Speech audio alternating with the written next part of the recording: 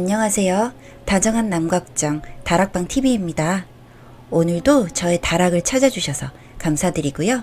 사연 시작해보도록 하겠습니다. 안녕하세요. 저는 직장 상사였던 신랑을 짝사랑하다가 결국 결혼까지 하게 된 운이 좋은 케이스입니다.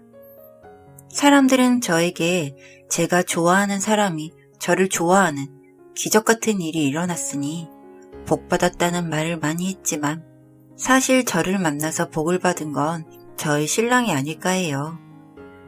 저의 신랑에게는 엄친아 같은 형이 한 명 있습니다. 그 형은 경찰대를 나와서 현재 경찰 일을 하고 있고 선생님을 만나 결혼을 하고 지금은 저희 동네에서 가장 비싸고 좋다는 아파트에 살고 있어요. 형님네 본가가 작은 사업을 하는데 그게 꽤 수완이 괜찮은지 결혼을 할 때 도움을 많이 주셨다고 하더라고요. 그에 반해 저희 신랑은 적당히 대학교를 나와서 중소기업에서 과장을 하고 있고 저는 입사한 지 오래지 않아 아직 사원입니다. 집도 전셋집에서 시작을 하게 되었고요.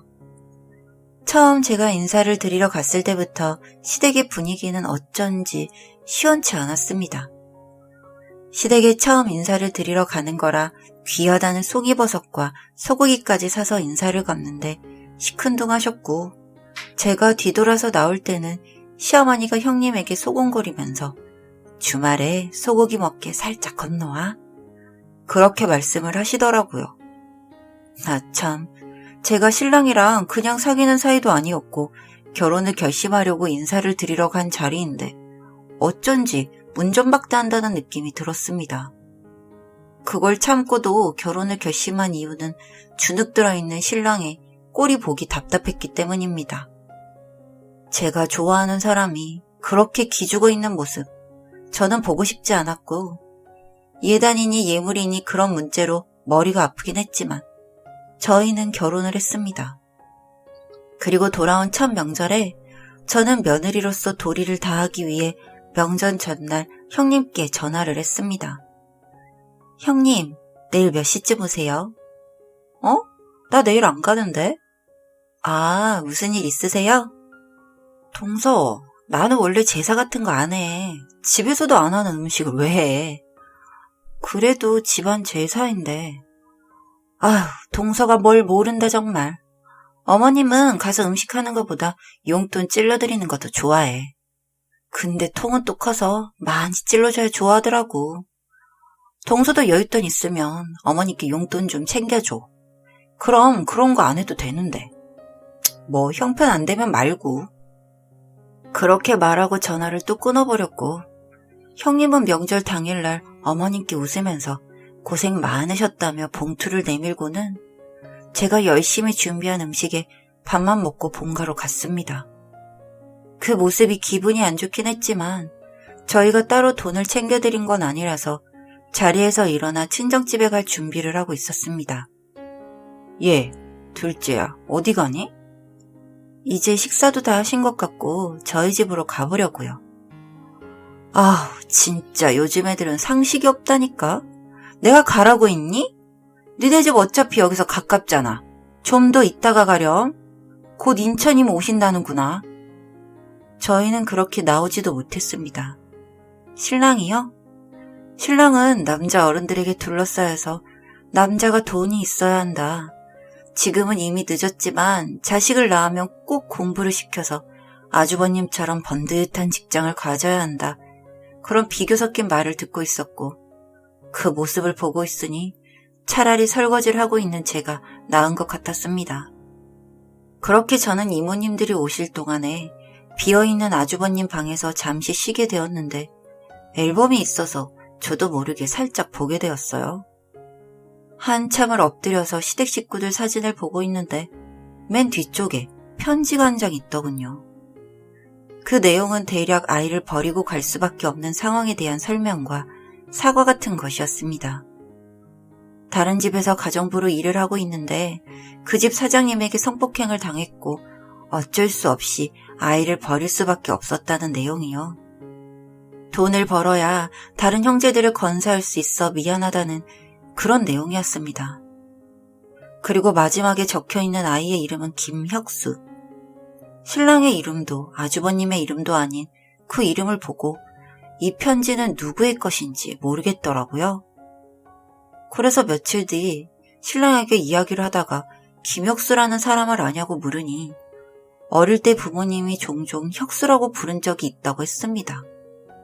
어렴풋이 그 이야기를 듣고 혹시 신랑이 그 편지 속 주인공이 아닐까라는 생각을 했지만 모르고 지내는 것이 나을 것 같아서 덮어두었어요. 그렇게 몇 년을 시댁에서 비교와 멸시를 받으면서 지냈습니다.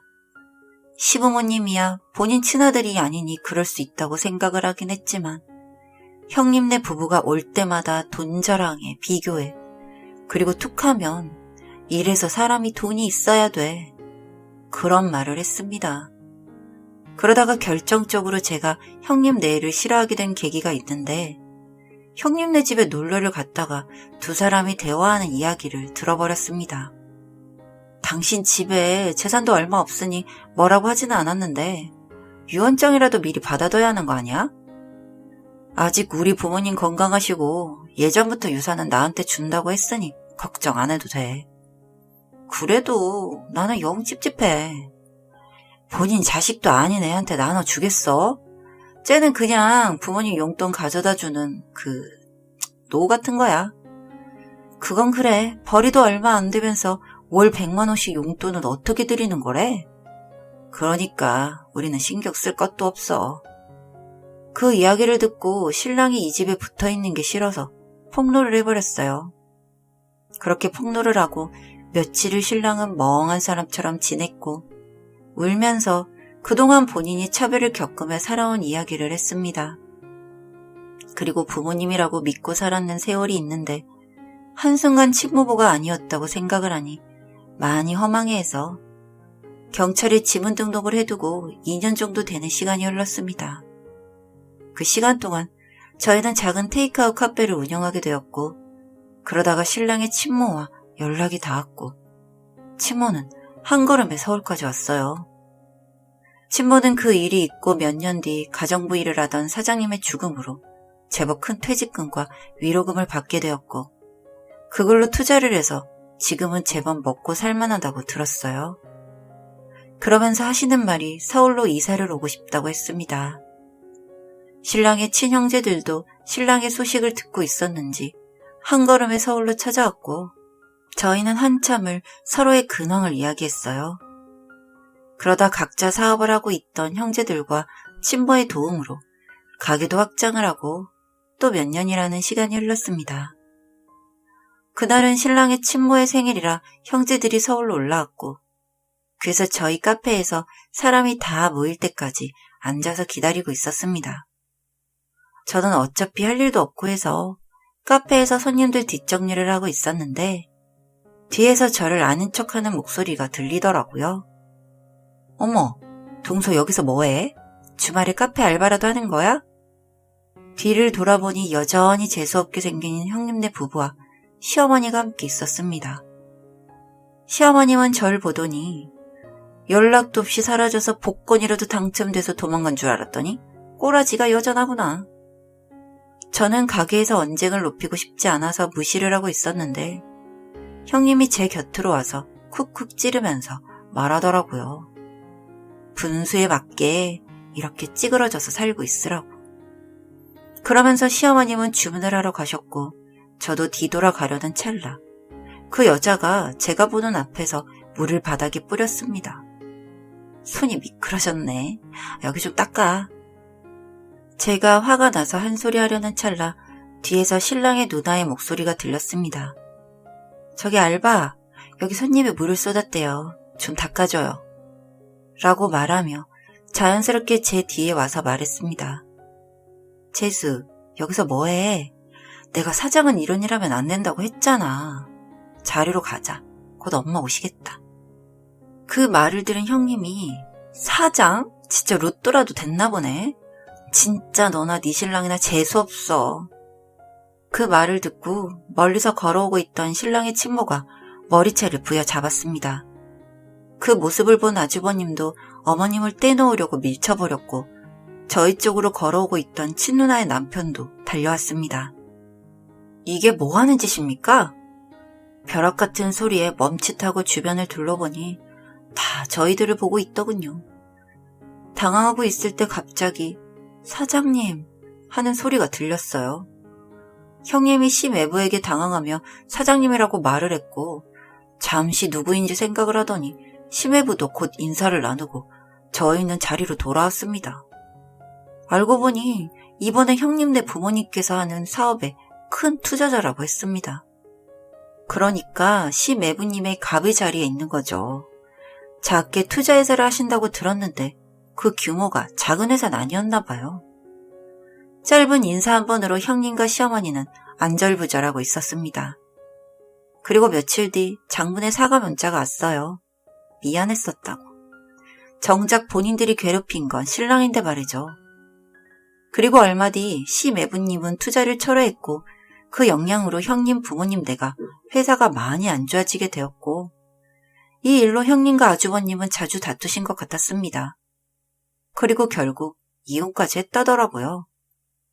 돈 좀 있다고 큰 소리 뻥뻥 치며 살더니 결국 돈이 없으면 한순간에 틀어진 사이가 되어버리더군요. 저희 부부는 다시 만난 신랑의 친모와 함께 많은 시간을 보내고 있고 신랑도 따뜻한 가족들의 사랑에 행복해하고 있습니다.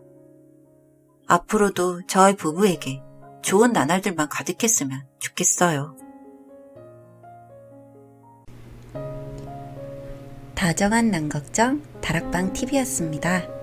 다락방 주인에게 구독과 좋아요, 알림 설정으로 응원해주세요.